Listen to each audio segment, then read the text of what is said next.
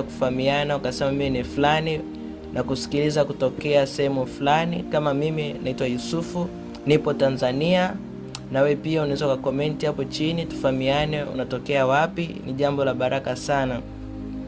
Leo napenda tuangazie kwa habari ya karama za rohoni. Mpendwa katika Bwana, napenda tuangazie kwa habari ya karama za rohoni. Karama ni nini, wapendwa katika Bwana? Nini maana ya karama?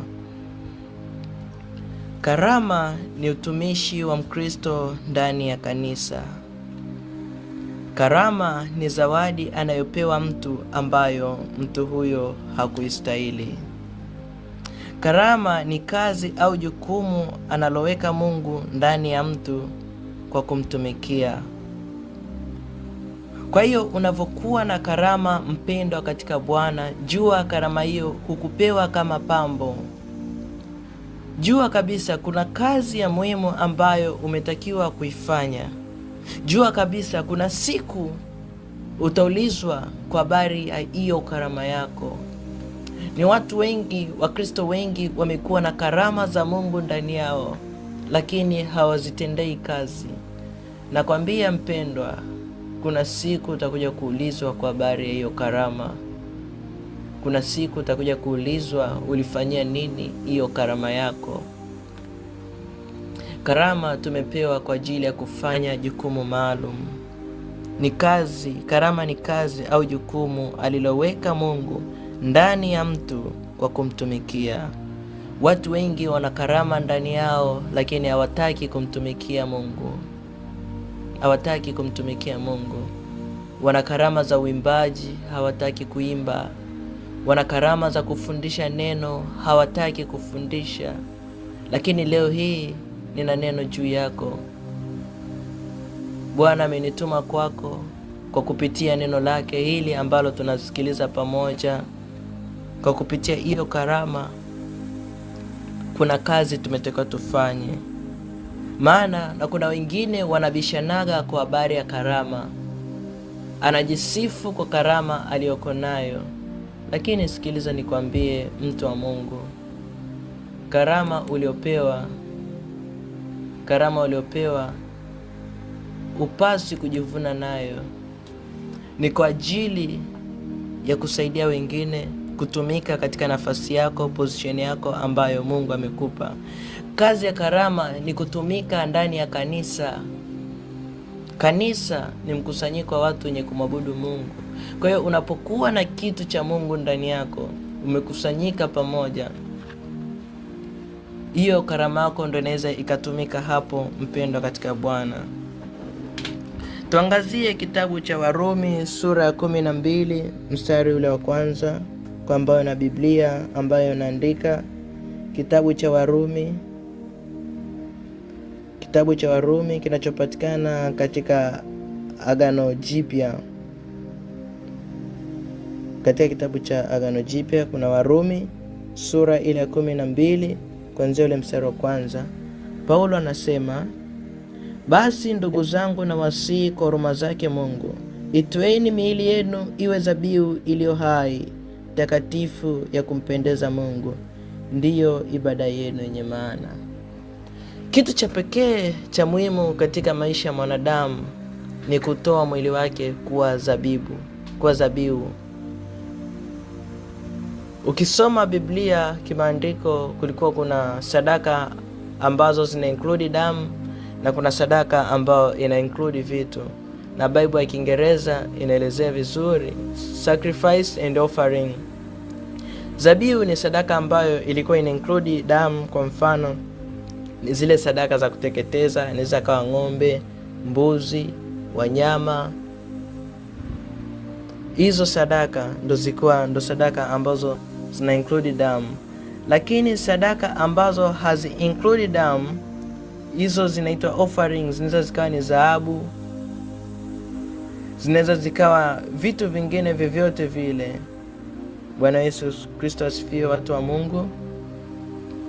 Katika hizo sadaka tunaona mwili wetu pia ni mojawapo ya sadaka. Ndio maana nasema, ndugu zangu, kwa huruma zake Mungu, itoeni miili yenu kuwa dhabihu iliyo hai, ya kumpendeza Mungu, maana ndiyo ibada yenu yenye maana.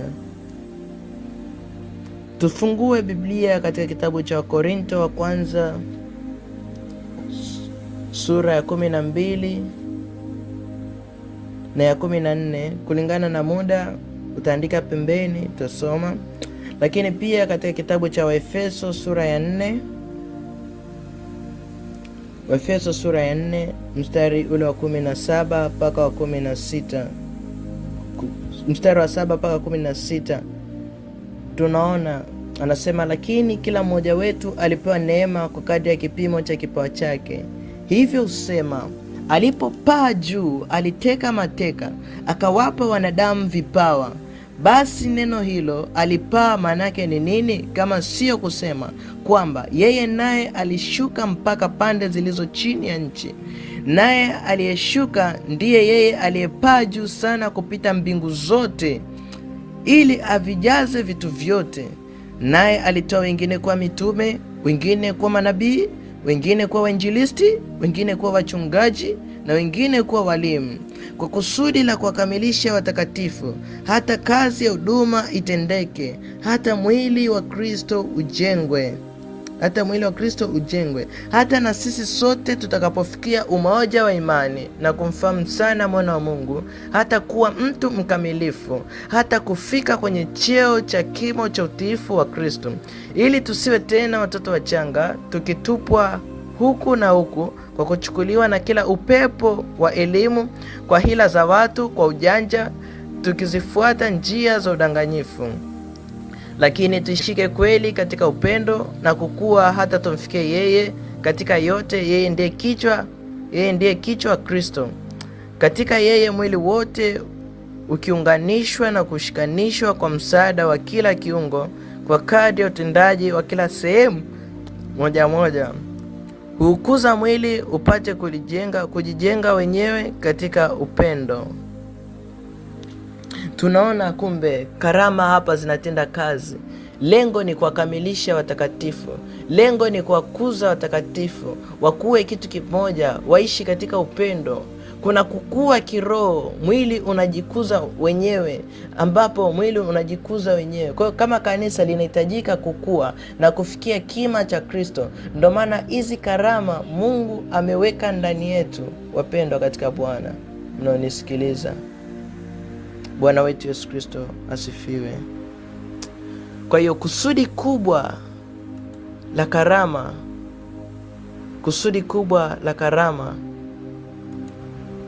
ni kujenga mwili wa Kristo. Kusudi kubwa la karama ni kujenga mwili wa Kristo. Pamoja na kufanya kazi ya Mungu. Bwana wetu Yesu Kristo asifiwe. Bwana Yesu asifiwe. Wapenda katika Bwana, tuangazie kwenye kufanya kazi ya Mungu kivipi. Katika kufanya kazi ya Mungu kumegawanyika katika maeneo mawili. Wapendwa katika Bwana, kumegawanyika katika maeneo mawili katika kufanya kazi ya Mungu. Kuna kufanya kazi ya Mungu kama agizo na kufanya kazi ya Mungu kama karama. Lengo la karama ni lipi? Lengo la karama ni kuhudumia au kujenga mwili wa Kristo. Ndio lengo la watu kuwa na karama za rohoni. Watu wanakuwa na karama za rohoni ili kuhudumia na kujenga mwili wa Kristo. Kitu cha kunotice cha muhimu, karama zote ni sawa. Usitumie kwa ajili ya sifa. Karama sio kwa ajili ya kujionyesha. Sio umefika kanisani unaanza kuambia watu mimi ndo na upako, mimi ndo na nguvu. Hapana, karama haziko hivyo. Sana sana hichi kitu kinatokea katika waimbaji wengi wa kwaya, wanakuwa wanafanya vitu kwa kushindana. Wanaonyesha kwaya hii ni bora kuliko kwaya nyingine. Na sehemu yoyote panapokuwa na mashindano, mabishano, jua Mungu hayuko katika hilo eneo, kwa sababu Mungu wetu sio Mungu wa machafuko. Bwana wetu Yesu Kristo asifiwe, watu wa Mungu. Kwa hiyo kwa kupitia hizi karama, sio kwa ajili ya majigambo. Mungu anasema tusitende jambo lolote kwa kushindana. Kanisa la sasa hivi watu wamekuwa wakipambana, wakishindana, hawafati lile lililoandikwa katika neno, wanavaa vibaya. Bwana wetu asifiwe. Mungu atusaidie sana kanisa lake tuweze. Lakini leo tutajifunza, utajuaje una karama ndani yako?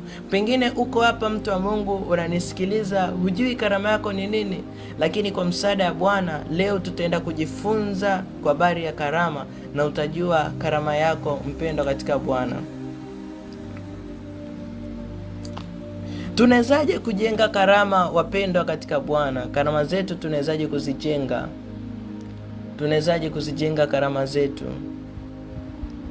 Tunawezaje kuzijenga karama zetu? Tunawezaje kuzijenga karama zetu? Kwa ambayo naandika, ndio maana nasoma taratibu. Tunawezaje kuzijenga karama zetu wapendwa katika Bwana? Tunawezaje kuzijenga karama zetu? Ukisoma katika kitabu cha Efeso sura ya 4 mstari ule wa 13, tutaona wazi wapendwa katika Bwana, tutaona wazi kabisa namna gani Mkristo anaweza kujenga karama yake. Mkristo anawezaje kujenga? Nikisoma katika mstari wa 13 anasema, hata na sisi sote tutakapofikia umoja wa imani, kumfahamu sana mwana wa Mungu, hata kuwa mtu mkamilifu kwenye cheo cha utimilifu wa Kristo. Inatuonyesha zairi namna gani tunaweza tukajenga karama zetu wapendwa katika Bwana. Bwana wetu Yesu Kristo asifiwe. Step ya kwanza kabisa ni kuwa na umoja wa imani. Karama zetu tunaweza kujenga tutakapokuwa na umoja wa imani.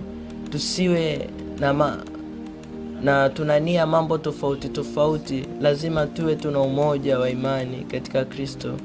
Tuwepo tuna umoja wa imani. Wote tuwepo ni kitu kimoja wapendwa katika Bwana. Tuwe na umoja wa imani. Jambo la pili, kumfahamu sana mwana wa Mungu. Tumetakiwa tumjue Yesu Kristo. Amina. Mungu akubariki mtu wa Mungu, naona umeufuadi hapo kwenye SMS. Mungu akubariki sana. Cha pili ni kumfahamu sana mwana wa Mungu. Cha tatu ni kuwa mtu mkamilifu. 4, kufikia cheo cha utimilifu wa Kristo. Ndio namna kujenga imani. Kwa hiyo ukitaka kujenga imani, lazima uwe na umoja wa imani pamoja na wenzako ambao mnasali nao. Lazima muwe na umoja wa imani.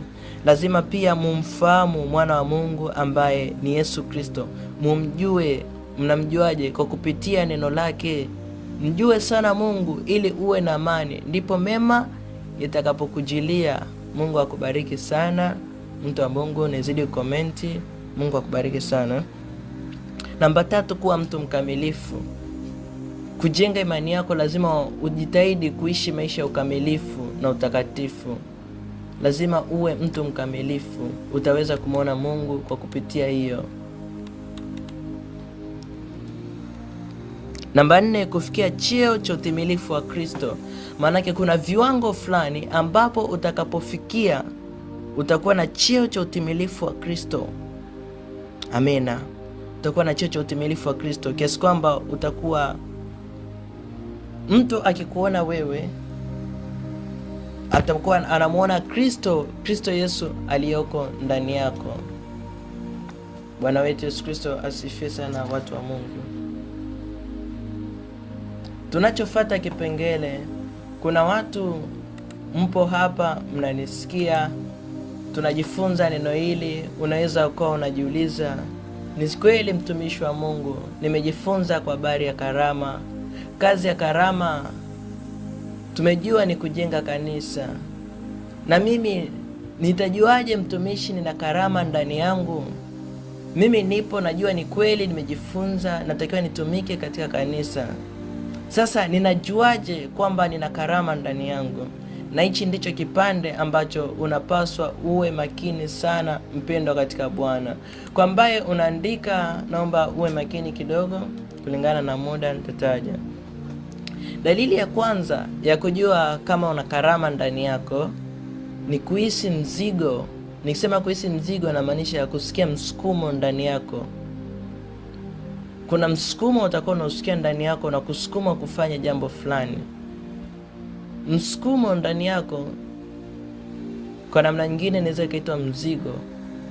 Kuna mtu anasikia msukumo wa kuomba Maanake anasikia mzigo wa kuomba, ajue, yani mambo yanakuwa ni mengi, hata ajue aombe nini. Jua una karama ya kuwa mwombezi, mwombaji. Lakini hapa naelezea karama zote. Bwana Yesu asifiwe. Naelezea karama zote, maana kuna mtu mmoja anaweza akawa yuko hapa, lakini ana karama zaidi ya moja, anasikia tu misukumo, lakini hajijui kwamba ana karama gani. Hebu nielezee kwa habari ya huo mzigo au huo msukumo unakuwaje? Huo mzigo au huo msukumo unakuwaje? Kuna misukumo ya aina miwili.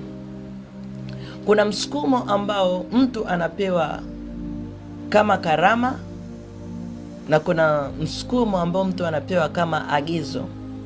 Hivi ni vitu viwili tofauti. Kwa maana gani? Naweza nikasema sio kila msukumo unamaanisha ni karama. Najua hujanielewa, mtu wa Mungu. Sio kila msukumo ni karama, lakini msukumo ni mojawapo ya dalili ambayo inakuonyesha ndani yako kuna karama fulani. Nisikilize kwa makini, utajua kutofautisha. Nisikize kwa makini, mtu wa Mungu. Mzigo au msukumo unapokuwa kama agizo, Mungu amekuagiza, msukumo ule ukishakamilisha lile jambo, unakuta ule msukumo unaisha. Ule msukumo unaisha kabisa, unajisikia amani ndani yako. Ule msukumo unaisha ndani yako na ijirudi tena. Unaona kabisa hapa imeisha, sisikii chochote tena. Kwa sababu gani? Umekamilisha lile agizo. Lakini msukumo kama karama, mzigo unakuwa hauishi. Umefanya leo, kesho unasikia tena kuomba. Leo umemwombea huyu, kesho unasikia mwombee yule. Hapo sasa umenielewa. Nitarudia tena kwa ambaye alikuwa anaandika, ambaye hajaelewa vizuri. Iko hivi, mtu wa Mungu. Mzigo upo katika maeneo mawili. Kuna mzigo kama karama na mzigo kama agizo. Mzigo ninasema ni msukumo kwa namna nyingine, msukumo wa ndani. Kwa msukumo ukija kama karama, msukumo ule unakuwa hauishi. Kwa mfano, mtu mwenye msukumo wa kufundisha, msukumo wake akifundisha neno la Mungu, sio kwamba unaisha, anafurahia, anazidi tu kusikia kufundisha zaidi na zaidi. Kila siku atasikia kufundisha neno la Mungu, kufundisha neno la Mungu. Huyo mtu ana karama ya ualimu.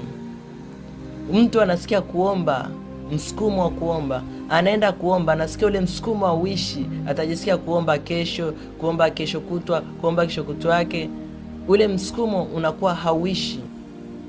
Huyo mtu ana karama ya kuwa mwombezi. Na mtu mmoja anaweza akawa na karama nyingi sana, kwa sababu karama zinamsaidia katika kukuza ile huduma.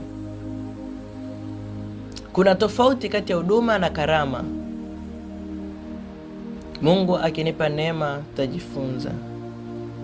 Lakini ili huduma ifanye kazi inahitaji karama mbalimbali. Karama kazi yake ni kuwezesha huduma iweze kufanya kazi.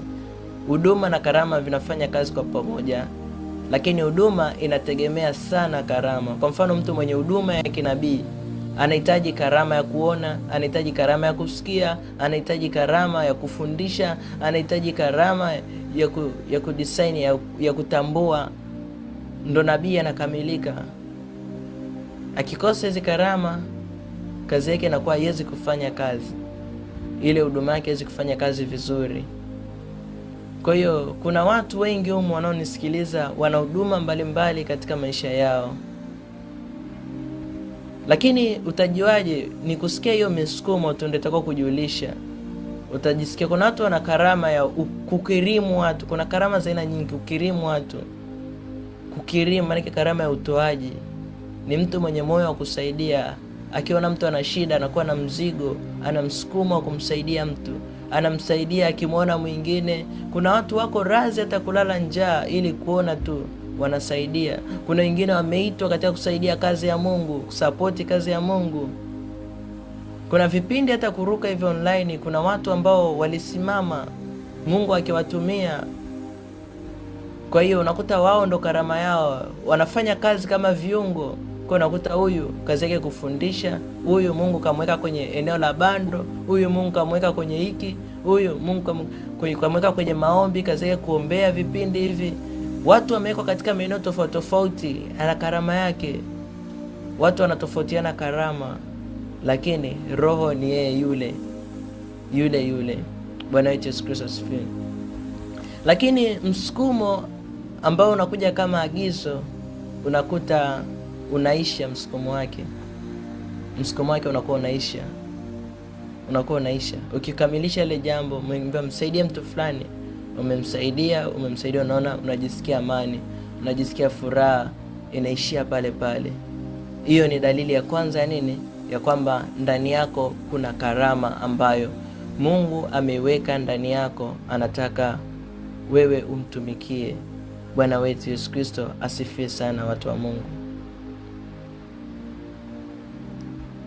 Tunaendelea na dalili ya pili. Dalili ya pili ya kujua kama una karama, wapendwa katika Bwana. Dalili ya pili ya kujua kama una karama ni kuhisi furaha unapotimiza mzigo. Yaani unahisi furaha ambapo unatimiza ule msukumo wako ndani. Unapoutii ule msukumo, unapofanyia kazi, kama unasikia kuimba, unapoimba unasikia furaha ndani yako. Furaha inajaa. Unasikia furaha. Umeona mtu ana shida, umemsaidia, unakuwa unasikia furaha ndani yako. Unaona furaha ndani yako. Jua kabisa una ile karama. Una karama, unatamani kufundisha. Unamwona mtumishi anafundisha somo zuri, mtumishi anafundisha, unatamani kufundisha kama yeye. Jua nayo na hiyo karama.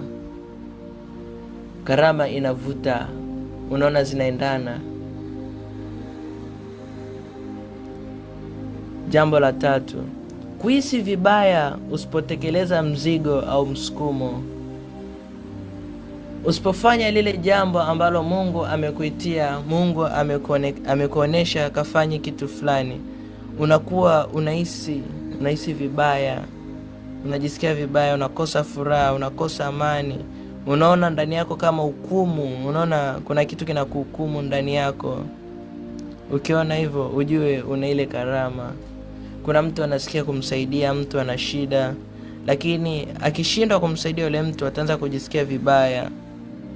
Ukianza kujisikia vibaya, jua una ile karama.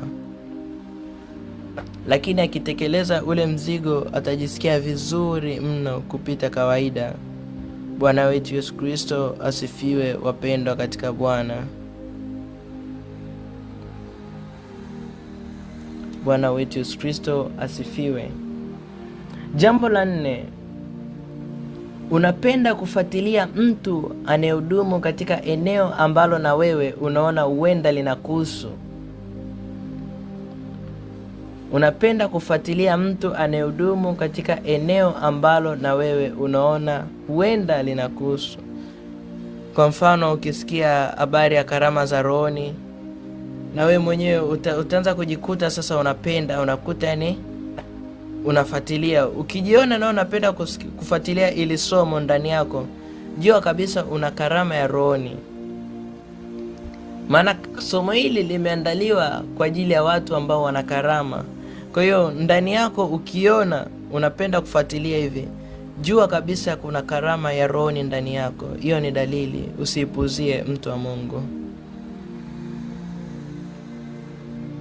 Namba 5, unakuwa unakosa furaha unapogundua kuna kitu ambacho Mungu ameweka ndani yako alafu wewe hukutekeleza. Kwa mfano, unajua ndani yako Mungu amekupa uimbaji, wewe hujaimba, unakuwa unajisikia vibaya. Unaona hujatekeleza ile karama ambayo Mungu ameiweka ndani yako. Lazima utakosa furaha. Utakosa amani, utaanza kujisikia vibaya. Namba 6, unajisikia ushindi unapofanya kazi ambayo inahusu karama yako. Ukifanya jambo ambalo linahusu karama yako, unajisikia ushindi. Kwa mfano, kama unajisikia kufundisha, unapofundisha watu neno la Mungu, unakuwa unajisikia ushindi ndani yako. Unaona ni ushindi katika Bwana. Kwa sababu gani? Umetumika katika eneo lako. Mpendwa katika Kristo, unanisikia? Mungu akupe neema ya kutumika katika eneo lako. Na namba 7, Mungu mwenyewe husema na wewe, anakusemesha kwa habari ya karama yako. Mungu mwenyewe anasema na wewe. Mungu anasemaje na wewe? Maana kuna watu wengine hawajui hata Mungu anasemaje. Kuna mwingine anaweza akawa amekaa hapa akajua sauti ya Mungu, anasikia ile sauti likubwa lenye mwangwi linaloitwa fulani fulani, mimi ni Bwana Bwana Bwana. Ukiona hivyo wewe jua Mungu anavyosema nawe. Lakini leo Bwana akupe neema ya kuisikia sauti yake na kujua ni yeye. Mungu huwa anasema na watu. Hata unaposoma lile neno lililoandikwa ni yeye mwenyewe. Kuna sehemu unaweza ukafungua Biblia ukakuta inakusemesha wewe, jambo linakuhusu wewe kabisa. Jambo linakuhusu wewe. Huyo anakuwa ni Mungu, anakusemesha wewe kwa njia hiyo. Mungu anakusemesha wewe kwa kupitia njia hiyo. Ndo namna yake ambayo Mungu amependa kusema nawe. Mara nyingi pia Mungu hupenda kutumia njia hizi. Nitakutajia 5. Njia ya kwanza ambayo ni common, ambayo inajulikana. Mungu anazungumza kwa kupitia kinywa chako. Mungu anapenda kuzungumza nawe kwa kupitia kinywa chako wewe mwenyewe. Mfano, I say kuimba raha, kufundisha ni raha. Unakuta wewe mwenyewe unajizungumzia vile. Jua una hiyo karama ndani yako. Mungu ndo aliyokupa. Unajisemea wewe mwenyewe kwa kupitia kinywa chako. I say najisikia furaha sana nikiwa ninaomba, nakutana na Mungu, na uona uwepo wa Bwana. Natamani kuomba. Kwa nini tusiombe? Unakuwa unahamasisha watu maombi. Yaani unajisikia raha unavyoomba. Jua una hiyo karama ya kuwa mwombezi, intercessor. Anaweza kaja mtu akwambia, "Sasa fulani unaimba vizuri." Mimi nimeimba wapi? Mimi najaribu tu. Lakini ndo Mungu anafikisha ujumbe kwa kupitia yule mtu. Unaimba vizuri, unajua kuimba. Mwingine kweli mimi najua kuimba. Jua una ile karama ya kuimba. Aisee, unafundisha vizuri mtumishi. Watu tunaelewa sana. Jua una ile karama ya walimu. Unaona Mungu anazungumza kwa kupitia watu. Sio unaambiwa mtumishi, naona aisee unajua kufundisha, unaanza kukataa, mimi sijui, mimi sio mtumishi. Unakataa. No. Mungu anatumia watu. Mungu pia anatumia watumishi wake. Kwa mfano leo hii hapa ninavyokufundisha, Mungu ananitumia mimi kukuambia wewe kwa habari ya karama yako. Na mpaka sasa hivi kuna watu wameshaanza kujijua maeneo ambayo Mungu amewaitia, kwa sababu Mungu anatumia watumishi wake kusema na watu kwa habari ya karama zao. Bwana Yesu asifiwe sana. Mungu akupe neema katika hiyo karama yako siku ya leo. Njia ya 4, Mungu hutumia njia ya ndoto. Mungu hutumia njia ya ndoto. Mtu analala anaota anaimba. Mtu analala anaota anaombea watu. Mtu anaota anafundisha. Saa nyingine anaweza kaota mtumishi anafundisha watu na yeye yuko pembeni anaangalia. Mungu anakutazamisha, anakuambia na wewe una neema ile ya kufundisha. Ni jambo tu la kukaa na kutulia na kuanza kutumika. Mungu anatumia njia ya ndoto kusema nawe. Mungu anatumia njia ya ndoto. Unaota ndoto nyingi, unaota uko kanisani kwenye ibada, unaota mambo ya mikutano. Jua kuna wito ambao Mungu amekupa huko ndani yako. Na baada ya kumaliza kufundisha ile somo, nitaomba kwa ajili yako. Biblia inasema usiache kuichochea karama iliyoko ndani yako. uliopewa kwa unabii. Kwa kupitia hili neno, pengine limekuwa ni unabii wako, ukajijua ya kwamba ndani yako, na leo itafufuka. Ikiwa karama yako ilikufa, kwa jina la Yesu Kristo lazima itafufuka na utamwona Bwana. Na njia nyingine, Mungu anazungumza kwa upole, kwa utulivu. Mungu anazungumza kwa upole. Ukiwa katika ile utulivu, Mungu anazungumza kwa upole. Licha ya kuzungumza kupitia neno lake, kwa upole unasikia Bwana anazungumza nawe, mtu wa Mungu. Ukiwa kwa muda wako katika chumba cha siri, ukiwa uko peke yako, unaweza kusoma katika kitabu cha Korinto wa kwanza sura ya 12 kuanzia mstari ule wa 4. Biblia ambapo inasema, basi pana tofauti kati ya karama, bali Roho ni yeye kule. Utakapoanza kusoma hivyo, utaona flow ya malaika wa Mungu ambao wako katika hiyo karama. Kwa leo, mtumishi wa Mungu, naomba tuishie hapo. Siku nyingine Mungu akinipa neema, tutaanza kuipitia karama moja moja.